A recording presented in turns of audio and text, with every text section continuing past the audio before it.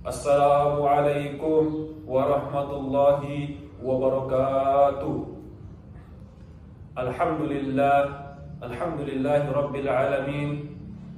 Ja'ala fis samawati wal ard. Wa sallallahu ala nabiyil mustafa Muhammad sallallahu alaihi wasallam wa ala alihi wa sahbihi wa man tabi'ahum bi ihsanin ila yaumiddin. Dewan Hakim yang arif, pemegang tinta kebijaksanaan, saudara sebangsa dan setanah air, rahimakumullah. Hadirin rahimakumullah, kita patut berbangga dan berbahagia karena Indonesia telah mengalami dan akan menghadapi bonus demografi, di mana jumlah penduduk produktif lebih besar dibandingkan dengan jumlah penduduk yang tidak produktif. Menurut data statistik, diperkirakan sebesar 64% adalah mereka dengan umur produktif yang baik, yang diproyeksikan sebesar 297 juta jiwa.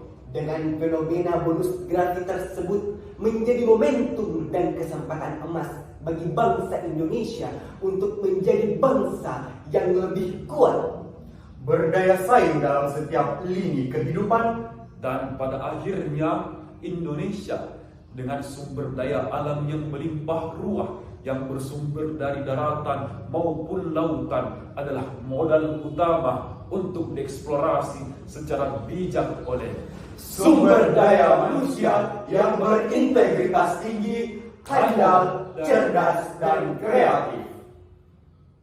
Namun apabila mental dan karakter sumber daya manusia menjadi pecundang, mampu terprovokasi oleh isu-isu hoax yang ada, serta tidak berintegritas dan bahkan menjadi pembantu di negara sendiri. Padahal sosiolog dan pemikir Ibnu Khaldun mengatakan dalam kitabnya Al-Muqaddimah, bangsa yang lemah akan menjadi penonton dan bergantung pada negara maju lainnya. Oleh karena itu, hadirin rahimakumullah, izinkan kami membawakan syarahan kami dengan tema peningkatan sumber daya manusia yang berbasis Qur'ani untuk Indonesia Jaya. Sebagai landasan syarahan kami dalam surah Al-Baqarah ayat 151 yang berbunyi sebagai berikut. A'udzu billahi minasyaitonir rajim. Bismillahirrahmanirrahim.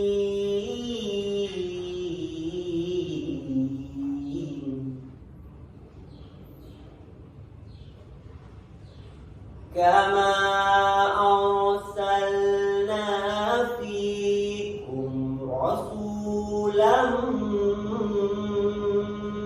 minkum yatlu alaikum ayatina wa yuzakkikum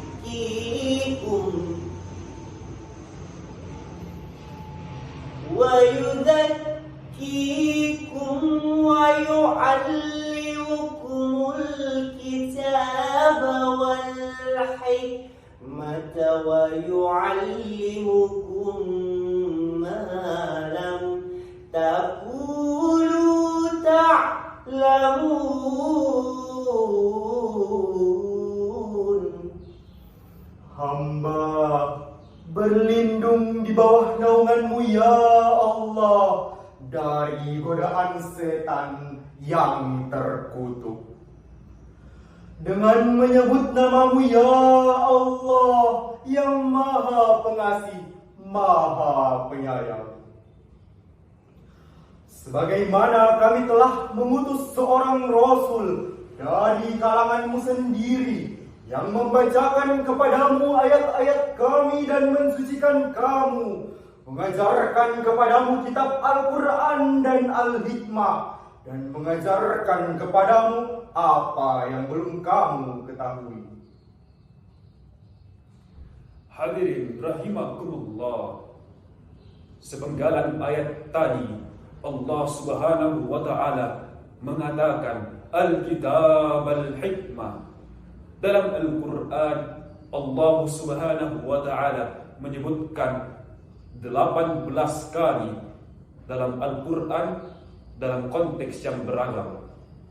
Menurut tafsiran Al-Ahmad Al-Maraghi dalam tafsirannya juz 2 halaman 29, Al-Hikmah ialah ilmu pengetahuan yang disertai dengan hukum dan manfaat untuk mendorong manusia melakukan sesuai dengan petunjuk yang ada.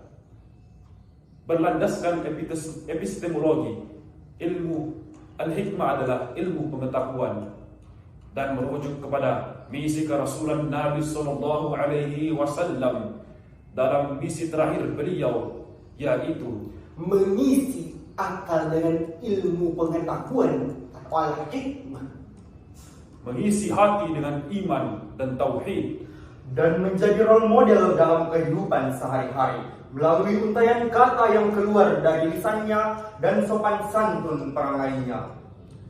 Menurut riset program internasional Student Assessment pada tahun 2018 bahwa menilai kualitas siswa dalam 3 ranah, yaitu yang pertama ranah membaca atau literasi, yang kedua ranah kemampuan matematis, dan yang ketiga ranah sains atau ilmu pengetahuan alam. dan hasilnya sayang seribu sayang, Indonesia masih di bawah negara-negara tetangga Malaysia, Singapura, Brunei Darussalam. Padahal pendidikan adalah tombak untuk mencerdaskan kehidupan bangsa sebagaimana yang tertulis di dalam Undang-Undang Dasar yang termaktub di dalam Pembukaan Undang-Undang Dasar Negara Republik Indonesia. Oleh karena itu hadirin, kita tidak boleh bersantai berpangku seraya menunggu keajaiban datang dari langit. Kita tidak boleh lengah dan membiarkan diri kita berada dalam kemalasan dan selalu berada pada zona nyaman. Hendaknya kita menguasai ilmu pengetahuan. Namun hadirin wal hadirat, ilmu pengetahuan saja tidak cukup, harus dilandaskan dengan iman dan akal yang sehat untuk penanaman karakter yang berbasiskan iman dan takwa, sebagaimana firman Allah Subhanahu wa taala di dalam Al-Qur'an surah Al-Isra ayat 70 yang berbunyi, وَلَقَدْ كَرَّمْنَا بَنِي آدَمَ وَحَمَلْنَاهُمْ فِي الْبَرِّ وَالْبَحْرِ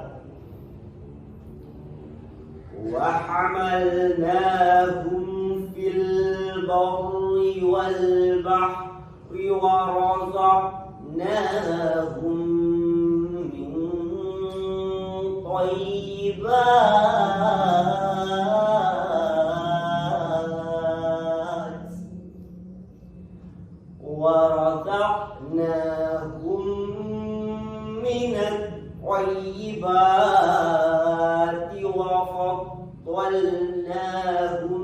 على كثير ممن خلقنا تفضيلا. صدق الله العظيم.